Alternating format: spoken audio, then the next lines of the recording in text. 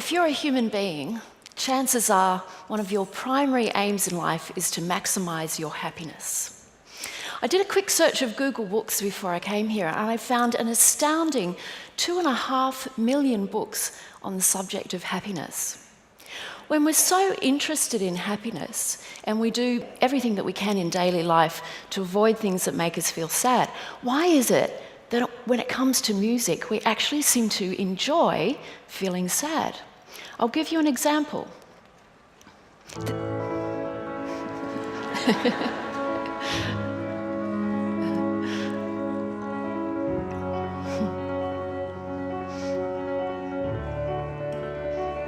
So that, of course, is a song that flew to the top of the charts within weeks of its release and is known and loved by millions of people around the world. So why is it that songs like these are so popular? Why is it that we seem to enjoy feeling sad when we're listening to music? Well, that was a question that I set out to find the answer to. And along with my colleagues, we've interviewed probably thousands of people about why they enjoy music like this. We've also surveyed people and tried to find out in-depth reasons about how people use music like this in their daily lives. And we've also done experiments where we've actually played sad music to people and then measured the effects on them. And what we actually found is that there's no single reason, there's no single answer to that question of why people like sad music. I'll give you some examples of the kind of things that we've found out. Firstly, some people have a really strong capacity for absorption, or the ability to get so immersed in what they're doing that they completely lose track of time and a sense of where they are. These kinds of people seem to be able to just really enjoy the emotional journey of the music, and they don't experience any displeasure in the way that you would if it was sadness triggered by real-life events. Another group of people are able to use the time listening to sad music to reflect on their own lives. I mean, if you think about it, sadness is actually an adaptive emotion from an evolutionary perspective. It motivates us to think about our lives and think about things that might need changes, and it motivates us to make those changes.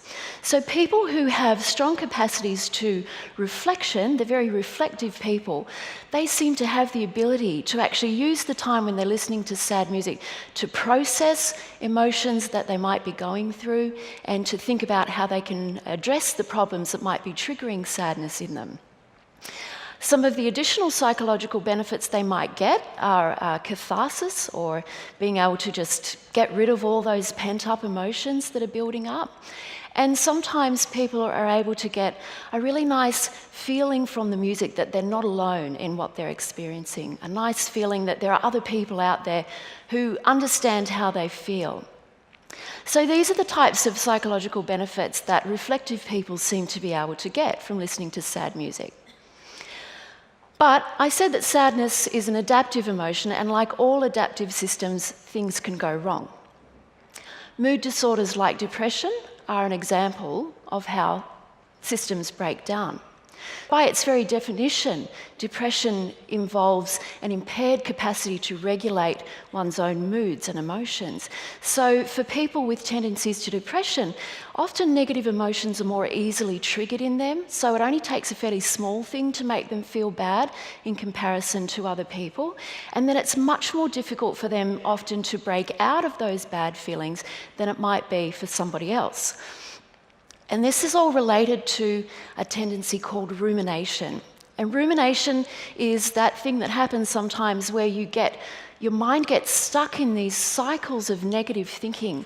It's largely involuntary, and this is something that happens to people who have a tendency to depression. So what often happens with these people is they start out with the same rational intentions as the reflective person.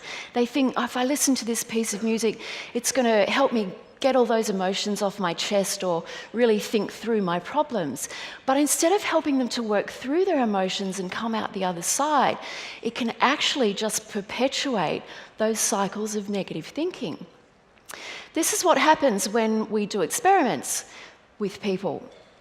So you can see the bottom line. These are the people who have high scores in rumination, and you can see that they start out the experiment with much lower mood levels than other people. So they're more depressed than other people at the beginning of the experiment.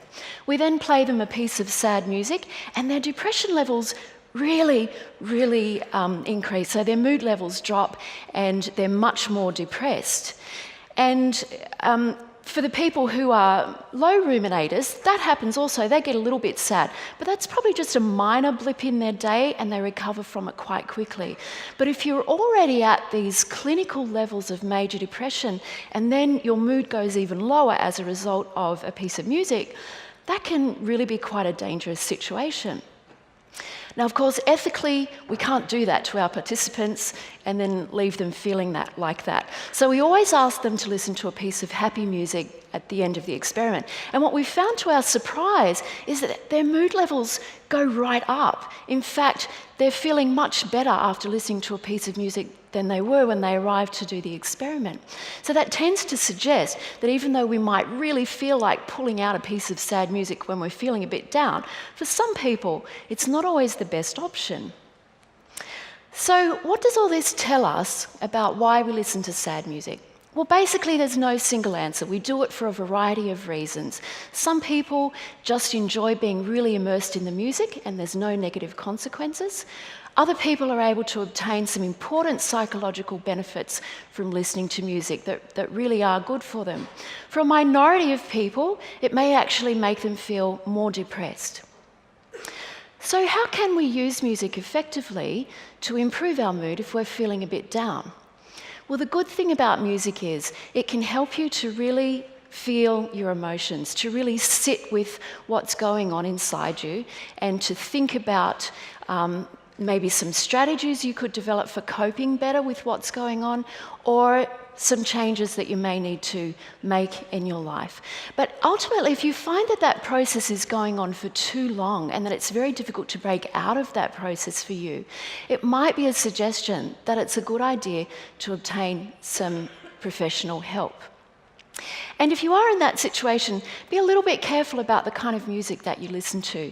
You don't have to break out the party music. A lot of our participants say, I couldn't possibly listen to Pharrell Williams when I'm feeling so down. But you can listen to something that's a little bit inspiring, something that connects you to a time in your life when you felt good about yourself, or some really happy memories, or something with a message that will reinvigorate you to carry on. Thank you.